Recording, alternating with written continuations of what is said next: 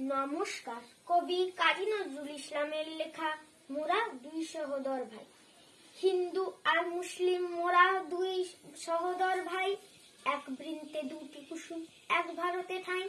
দুই সহোদর ভাই, সৃষ্টি যার মুসলিম রে ভাই, হিন্দু সৃষ্টি তারি।